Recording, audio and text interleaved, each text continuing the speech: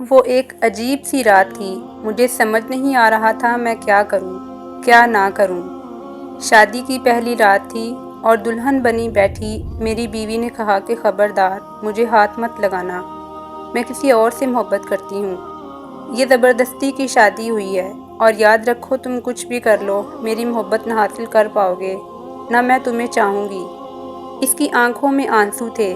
میں حیران پریشان پاگلوں کی طرح اسے دیکھنے لگا اور سوچنے لگا یہ کیا ہو گیا۔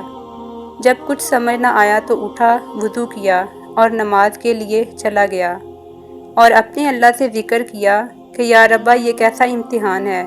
مجھے ڈر تھا، مجھے بہت زیادہ ڈر تھا۔ معاشرے کا ڈر، خاندان والوں کا ڈر۔ میں ایک مڈل کلاس فیملی سے تعلق رکھتا ہوں اور ایسی اونچ نیچ پر ہمارے ہاں عزت کا جلوس نکل جاتا ہے۔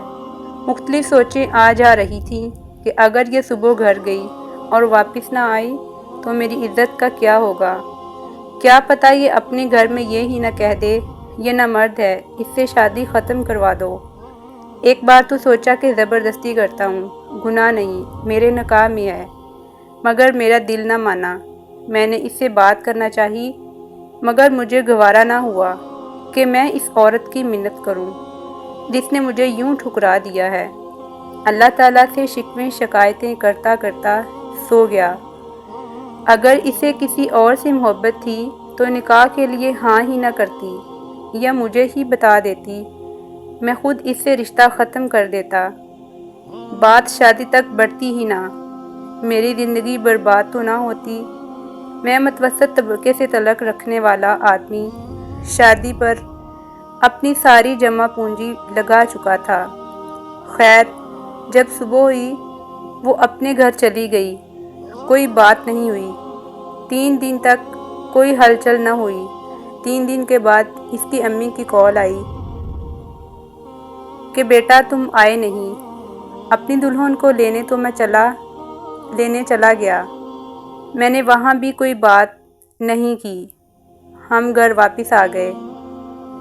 میری بیوی میرے سامنے تو نہیں، البتہ باہر جا کر یا گھر کی چھت پر جا کر ہر رات کو فون پر کسی سے باتیں کرتی تھی۔ وہ کس سے کیا باتیں کرتی تھی میں نے اس سے پوچھا تک نہیں کہ وہ کس سے باتیں کرتی ہے اور وہ کون ہے۔ بس ایک بار پوچھا تھا کہ اسے طلاق چاہیے، اس نے کہا نہیں۔ اس کا فون پر جو عشق تھا، اس کا مجھ سے کوئی مطلب نہیں تھا۔ 5 ماہ ایسے ہی گزر گئے۔ میں کام سے واپس تھکا ہارا آتا، رات میں گھر آتا، کھانا باہر سے کھا کے آتا اور جب بھی گھر آتا وہ فون پر ہی باتیں کر رہی ہوتی تھی۔ ایک دن اس نے پوچھا کہ ایک بات بتاؤ۔ میں نے کہا پوچھو۔ اس نے کہا کیا آپ کو مجھے دیکھ کر طلب نہیں ہوتی؟ میں نے کہا شادی سے پہلے بھی تو کنٹرول ہی تھا، تو تمہیں کیا لگتا ہے کہ اب بھی وہ ویسے ہی ہوگا؟ مگر اس رات بات کچھ اور تھی۔ میں سویا ہوا تھا کہ میرے موبائل کی گھنٹی بجی۔ فون میرے دوست کا تھا۔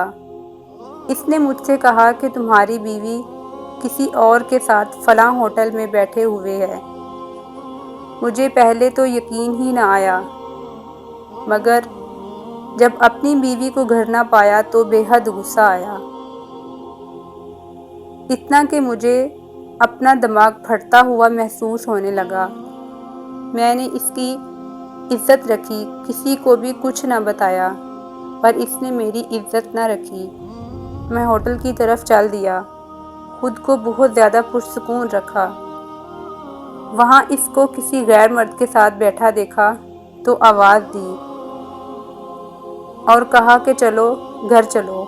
وہ چپ چاپ گھر آ گئی۔ گھر لا کر اسے میں نے انتہائی زوردار تھپڑ مارا کہ میری انگلیاں اس کے منہ پر چھپ سی گئیں اور اس کو بولا اب تو تم اپنے گھر دفع ہو جاؤ، آج سے میری طرف سے تم آزاد ہو۔ جب تمہیں طلاق چاہیے ہو تو کہہ دینا، مگر میرے ساتھ میرے گھر میں تم ہرگز نہیں رہ سکتی۔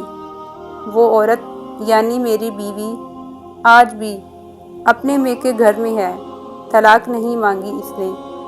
اور ہاں، جس کے عشق میں وہ پاگل تھی، اس نے اس کو اپنایا ہی نہیں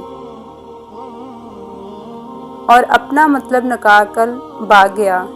ایک دن روتے ہوئے اس کی کال آئی کہ مجھے اپنے نام سے محروم نہ کرنا، بس بھلے ہی مجھے اپنے پاس جگہ نہ دو لیکن طلاق مت دینا، بس ایک آخری خواہش پوری کر دو۔ میں نے اس کی بات مان لی، اس کی خواہش کا احترام کیا، کیا اس کو طلاق نہیں دی۔ اس کے بعد مجھے 3 سے 4 سال لگے خود کو نارمل انسان بنانے میں، عورت پر یقین کرنے میں کہ ہر عورت ایک جیسی نہیں ہوتی۔ پھر آخر میں نے دوسری عورت سے شادی کر لی اور اب الحمدللہ میرے 3 بچے ہیں۔ میری یہ دوسری والی بیوی بہت ہی نیک نکلی۔ پتہ نہیں وہ 2-3 سال جو میں نے حوصلے سے نکالے تھے، اس کی وجہ سے اللہ نے انعام کی صورت میں مجھے یہ بیوی عطا کی۔ میں اب تھوڑی سی بھی ہمدردی کو بہت بڑی بات سمجھنے لگا ہوں۔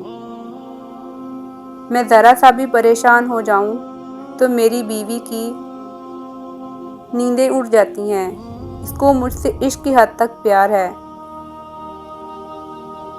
اور بے انتہا عشق۔ میں ذرا کام سے دیر سے آؤں یا کچھ میسج نہ کروں تو پریشان ہو جاتی ہے، سائے کی طرح میرے آگے پیچھے رہتی ہے۔ بعض دفعہ تو میں جھنجھلا سا جاتا ہوں اور اس سے جھگڑ پڑتا ہوں کہ اللہ کی بندی، میں دودھ پیتا ہوا بچہ نہیں ہوں۔ ایک وہ پہلی عورت، ایک یہ دوسری میری بیوی، میں تو وہی تھا، وہی ہوں۔ میری پہلے والی بیوی کے لیے سنا ہے کہ اب وہ پاگل ہو چکی ہے، میرے نام لکھ کر چومتی رہتی ہے اور گلیوں میں پھرتی رہتی ہے۔ اسے اپنی ہوش ہی نہیں رہی۔ اب 1-2 دفعہ زہر بھی کھا لیا مگر وہ بچ گئی۔ لوگ اب بھی کہتے ہیں کہ میں ظالم نکلا ہوں، اس پر ظلم اتنے کیے کہ وہ پاگل ہو گئی ہے۔ اب میں کیا کہوں لوگوں سے؟ حرام محبت کا مقدر ہمیشہ ذلت ہی ہوتی ہے۔ یارانے عاشقی معشوقی لگا کر توقع کرنا کہ یہ ٹھیک ہوگا، ذلت ہی ملتی ہے۔ میری بچیوں، بہنوں، بیٹیوں، یاد رکھو حرام محبت کا مقدر ذلت ہی ذلت ہے بس۔